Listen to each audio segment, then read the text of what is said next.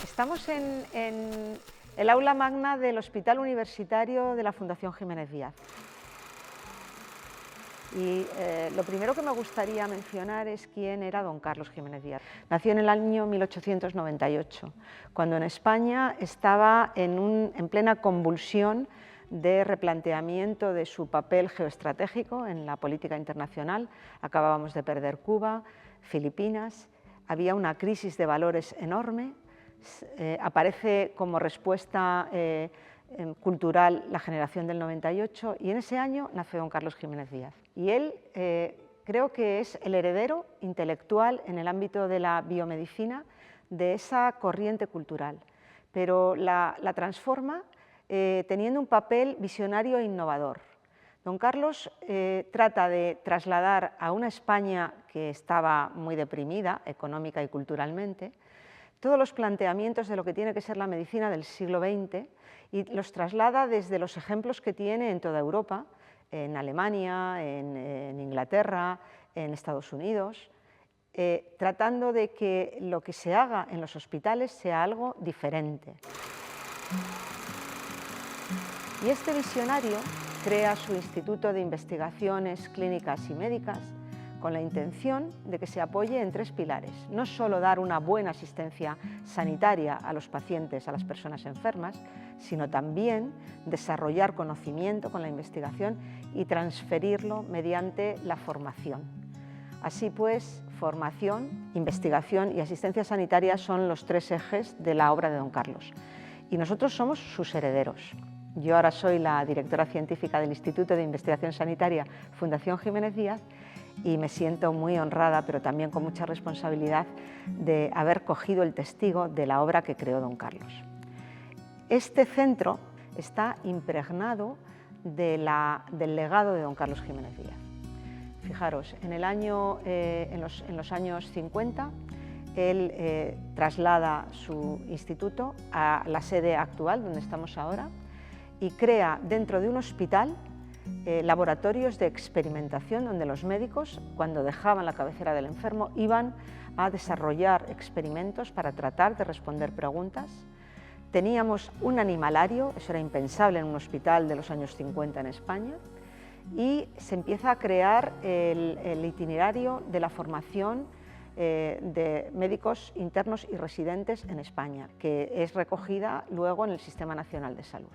De tal modo que muchas de las estructuras que tenemos hoy en día en el siglo XXI son herederas de todos aquellos planes, de aquella visión novedosa y rompedora que tuvo don Carlos Jiménez Díaz sobre lo que debía de ser la medicina. Y por esa razón, como decía al principio, me siento enormemente honrada de ser su hija o su nieta desde el punto de vista científico o profesional, pero también pues, un poco abrumada por la responsabilidad que significa esto. Así que para mí, en mi día a día de mi actividad profesional, montones de veces cuando quiero plantearme algo que supone un cambio, trato de reflexionar qué pensaría don Carlos si viviera hoy y aquí sobre ese cambio. ¿Qué le parecería a él?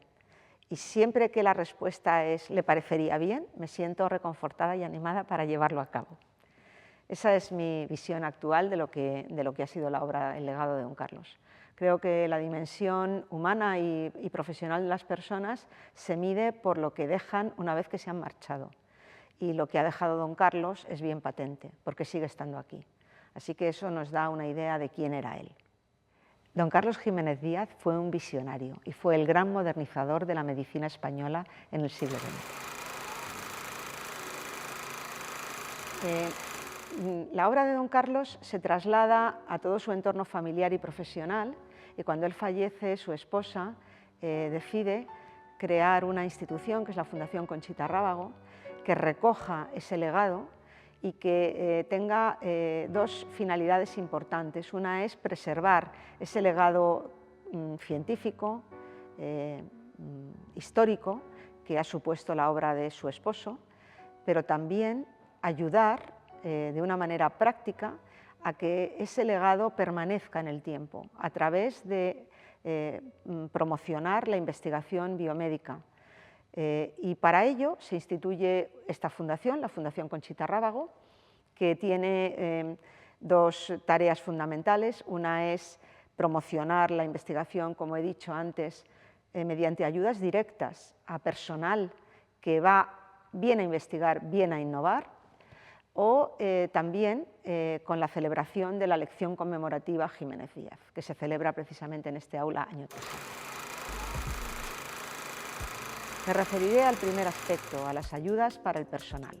Estas ayudas son para la realización de tesis doctorales durante un periodo de 3 años mínimo y a veces prorrogable a un cuarto año, a personas que vienen a nuestros laboratorios, a nuestros grupos de investigación del Hospital Universitario Fundación Jiménez Díaz, del Instituto de Investigación Sanitaria, y bajo la dirección de un investigador principal que está trabajando de forma estable aquí, van a desarrollar su trabajo de tesis doctoral y van a contribuir de dos maneras a la investigación.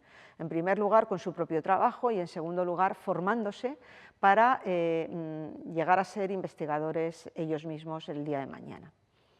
El otro aspecto que también es muy importante son las becas de formación en el extranjero.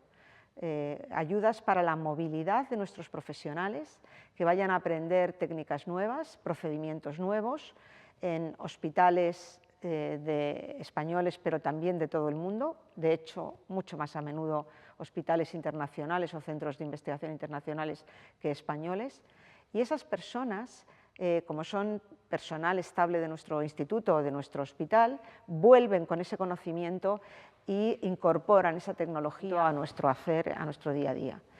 Es importantísimo. Estas ayudas marcan el sello de don Carlos Jiménez Díaz en lo que se hace en nuestra institución.